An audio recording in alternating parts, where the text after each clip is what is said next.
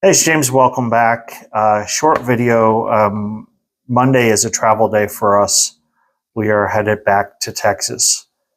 But I didn't go into depth yesterday as far as my impressions of some of the people that were there. Remember, a lot of the critics want to attack people like myself, people like Laura Lynn Tyler Thompson, who was referred to as clickbait cockroach.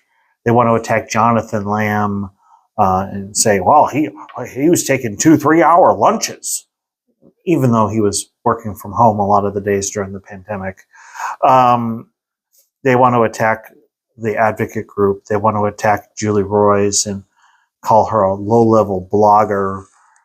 And when you meet these people in person, you discover that they're really nice people and they really do care. My first impression of Laura Lynn Tyler Thompson was she's very classy. What you see on camera is, in fact, what you get in person. She was very friendly. And we worked together because several women who had been counseled, and I use that term very loosely, by Doug Weiss, said that he allegedly abused them. So I gave her contact information on the organization in Colorado that actually allows them to be a counselor. You have to be credentialed through the state of Colorado in order to be a counselor there. So I gave them that information and she passed it on to them. So we've worked together in the past. Jonathan Lamb was there at the conference. Very humble. Probably one of the most humble people I've ever met. And I also gave him information on how to contact the Texas Rangers because Daystar might want to pay attention to this one. Texas Rangers are the ones who investigate SA. So Jonathan and Susie now have the information to contact them.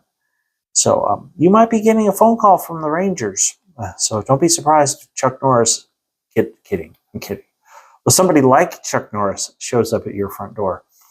Alan Hood, my impression of him is he has the heart of a pastor. See, he genuinely cares about people who are victims of SA. And he genuinely cares about people, as opposed to a certain somebody whose initials are MB, like Pickle, who, when his son was caught having an affair, instead of disciplining him or rebuking him or correcting him, they just wanted to cover it up. So, Julie Roys. Julie truly loves God's church. And she brought out the point when she spoke that God is holy and he will cleanse the church of all things that are not holy. So if you think you're going to get away with things and just sweep it under the rug, you're not. Because Jesus is the head and the church is his body. And anything that tries to act like cancer and work on its own, he will get rid of.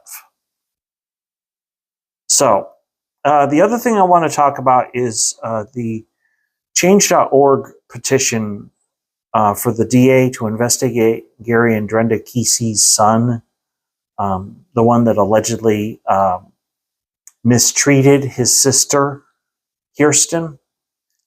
Well, the DA is acting on that. Well, essentially, he asked a different county to do it because he felt it was a conflict of interest, and Kirsten's okay with that, from what I saw online.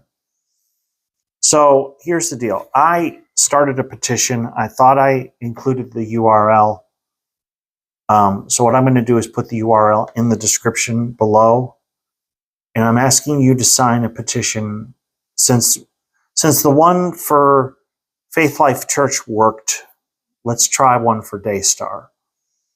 And I'm asking Daystar to stop playing games and do an independent third-party investigation. So look down below.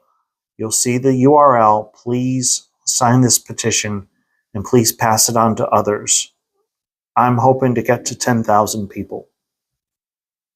And if I do, I will personally deliver that petition to Bedford, Texas. Bedford is a suburb of the Dallas-Fort Worth area. And we are going to put the pressure on Daystar to do an independent third-party investigation. We're going to get to the truth. We're going to find out who hurt Jonathan and Susie's little daughter. I'm about 98% certain I know who did it, but I want to know for sure. So anyway, if you're new, please hit like and subscribe to one. Thank you for being here. Thank you for watching. Please understand there's a pretty good possibility tomorrow there won't be a video, just because Monday is a travel day for us. But if I find something while we're in the middle of being at the airport and doing all that, if I find something that's extremely urgent and needs to be reported on, I will do a video. But there's a pretty good chance there won't be a video for Tuesday. So it's just because we need to travel and I got to get back to work, and vacation's over. Anyway, thanks for being here, and I will see you probably Wednesday.